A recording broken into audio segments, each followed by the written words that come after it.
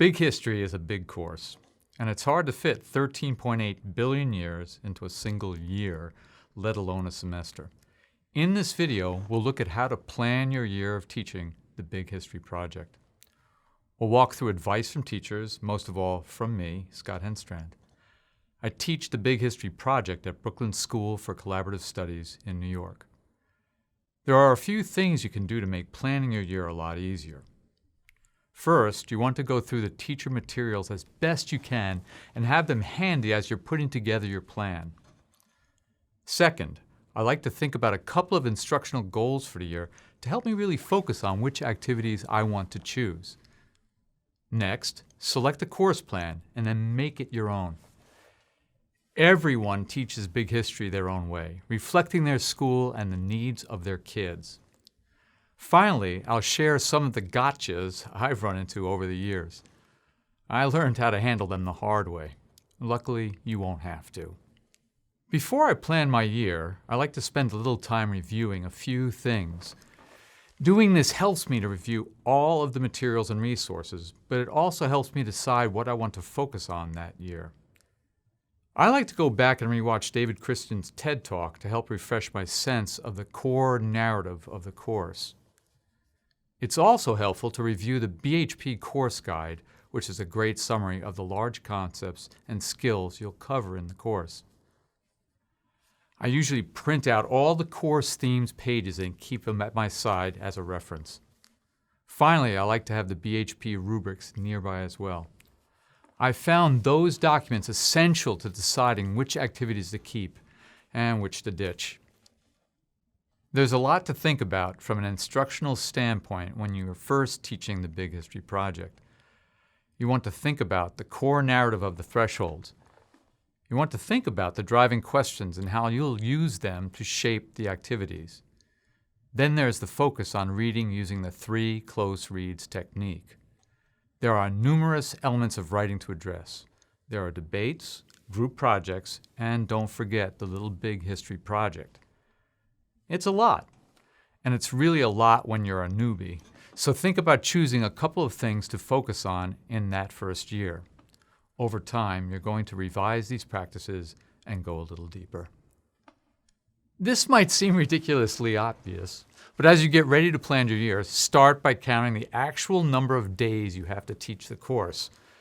Before settling on the number of days you want to spend on each unit, think about the number of days you actually have to work with. Keep in mind that the later units take a little more time to cover than the earlier ones. You might be tempted to skip on or even cut out the earlier units. Don't. Please don't. If you do, you end up disrupting the core narrative of the course and it feels disjointed. Also, you're going to want to make sure you leave time for Unit 10, the future. This last unit of the course is where students get to think about what they've learned and what it will mean for them. It's consistently the part of the course kids enjoy the most. To make your life a little easier, BHP provides 3 core course plans: the year-long version, semester-long version, and the World History Extension. You can also take a look at course plans put together by experienced teachers, which reflect their unique circumstances or focus. I start with the year-long version and adjust it to fit my goals. On my first pass-through, I usually highlight 1 or 2 things in each unit. Next, I use the course planning template to list the things I'll do differently from the core course plan. Doing it this way makes it all go a little more quickly. As I said earlier, there are a few places I stumbled where I had to learn the hard way. The gotchas. Here's one. The first year I taught BHP, I just jumped in using my plan. I was surprised to discover that in this course, I was going to be less of a teacher and more of a learner, right alongside my students. Early on, they took over discussions and I ended up being more of a facilitator, helping to keep the discussions on track and making sure everyone was heard. By the end of the first unit, I realized I was going to focus on history as narrative. It was where students gravitated naturally. And here's another. Throughout the year, I found that students organically initiated discussions about religion. I tried to make sure the students understood that I had no vested interest in what they believed or didn't believe.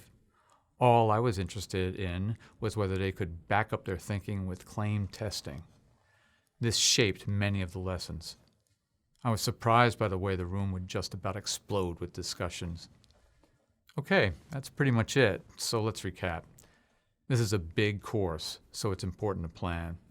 Before you do, make sure to spend a little time reviewing the teacher materials.